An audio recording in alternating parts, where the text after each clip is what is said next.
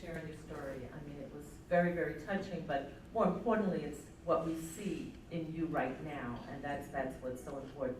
What resonated with me was your talk of the sense of community and how important and how you defined that and the stability that you had in education and in a family and continuation with supportive, persons from the state agencies as well. For students who are on our campuses today, I find one of the biggest challenges is when we say the campus is closed. And it almost brings up all of that sense of loss and disconnectedness that you shared. And I think often, as much as we know that there are times that literally we expect everybody to go home, again, there's no home, and not everyone wants to continue and do as your foster parents still allowed you to be a part of that. Mm-hmm. And I see young people who are, when they're aged out, they're aged out. They may still get a check, but where do I go when everybody else is going home? If I can't take summer classes, and there are some rules about, what they can take and how many semesters that they can go, and if there's, and if everybody's going home for spring break, where do I go? So what are some of the recommendations you have? And for those difficult times, and then the support systems that you think that we need to be able to provide. You were here in Atlanta, went to college in Atlanta, and I have students who are many, many miles away from home, as well as, within other institutions as well.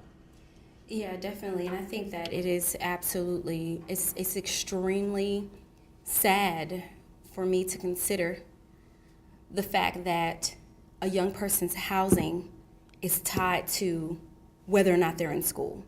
I think that is absolutely, because I have had friends who literally will go to school year round in the summer, just to have a place to live. And I think that in and of itself is extremely sad. And I believe that there are some things that we can do, because I think the issue is really around housing and community. How can a young person have somewhere to go regardless? There are some interesting efforts going on right now as it relates to education and foster care. And I know I just saw you shake your head, Heather. I'm glad you did, because I was like, I don't know what they are. But I know they're interesting. But I know when I first came into, when I was in college, I was just I wanted people to do, because I had read about these Guardian Scholar programs in California, and I thought they were amazing. I'm like, we should have Guardian Scholar programs, which are basically housed on a college campus. A young person knows where to go if they have questions. I think, Savannah, you guys have one. A Guardian Scholar type program on majority of campuses that service foster youth. So I think that type of programming, because first of all, I think a lot of universities and colleges and even, secondary schools are just unaware of the specific individual needs of youth in care. And so I think if, we are being proactive about reaching out to schools and finding out what resources we can get there.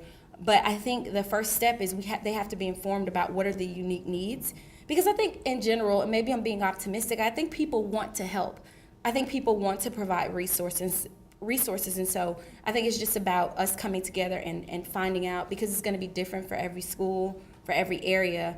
But definitely that housing piece tied to education, because we're talking about education right now, but what about that young person that gets a job or is in a school that doesn't have on-campus housing? Where are they living if they can't get housing? So that's one of the big things to me, and I would say just how can we build other schools to look like and to have resources that bridge systems and that communicate across systems, so that young people who go into these institutions are aware of the resources available and they're able to not have interruptions in housing or things like that. And I think for those students who know that, we do it for our international students too. Where do you go for the holiday break? Many of the students say to me, I am tired of going to another strange house who's going to treat me like, that triggers all of those issues. And it triggers it in a time when mental health services are usually not as available, and that they're tired of that. I think it's the piece that you're saying is there's no place to call home, because we have there's the faculty and the families and all of that are willing. But, at 20 or 19, it's like, what's home for me and why can't I? I reached out to my biological family and they said, no, I can't come for this holiday. There's no room for me. And it just triggers stuff.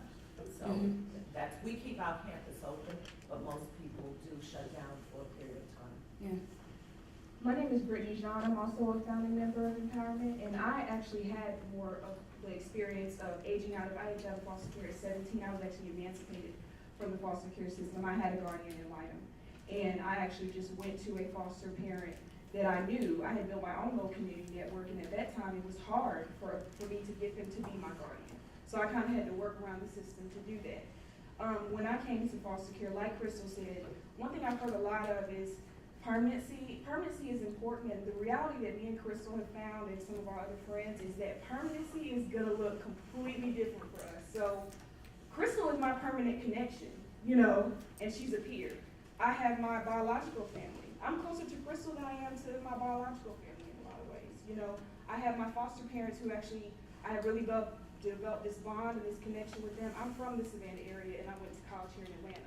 So one of the things I hear a lot is implementation and coordination of systems across the state, because when I came here, there's an IOP coordinator here, there's campuses here, but I was not able to connect with any of those people.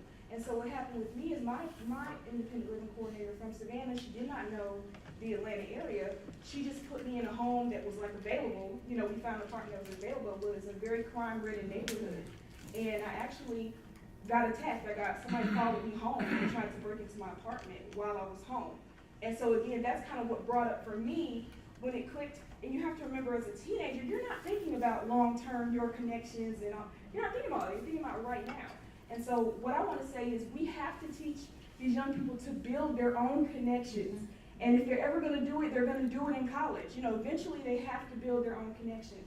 And so how I survived, how Crystal survived, was we took the resources that IOP gave us, but we also learned how to build our own connections. And so then we built our own connections, and now when I needed somewhere to go, I went to with some friends. You know what I'm saying? And I developed closer relationships with my friends than I ever had with my foster parents or whoever. And then when my foster parents, both of them passed away, so that whole little support network system that was built for me in foster care was dismantled, And now me and Crystal are each other's support network, literally. Now, when I'm 27, she's 28, So one thing Don't tell my age. Is that what Crystal said, what we keep saying is programs are not enough, policies are not enough. One thing that happens a lot with IOP policy and the way we think is more like, let's get these kids, let's get them these services, but ultimately it all goes back to permanency. Because if you can get permanency, then we can avoid some of this stuff, because we have an adult, because any child, you have that adult telling you, this is how you use this service, this is how you build this connection, this is how you do that. You see what I'm saying? So again, whenever we're talking about this, I just want us to keep focusing on the fact that ultimately permanency does solve this stuff. Like Crystal said, when the lady made the comment of, you're an anomaly. No, I'm not an anomaly. I show you that foster care works. Foster parents work.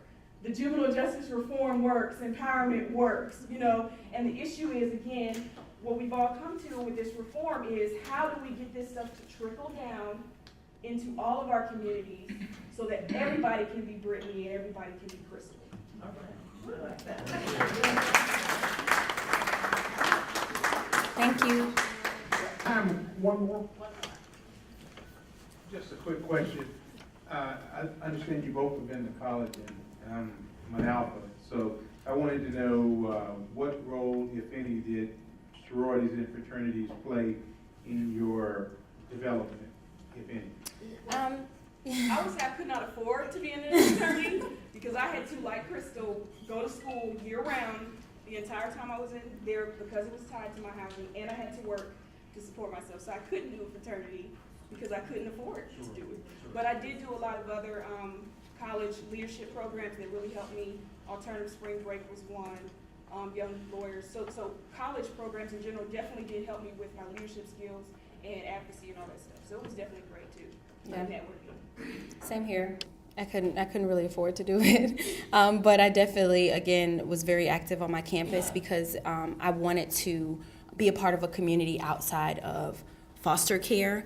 And so it was intentional for me to really connect and to take advantage of all the wonderful things that Emory offers. So I definitely got involved on campus and other organizations.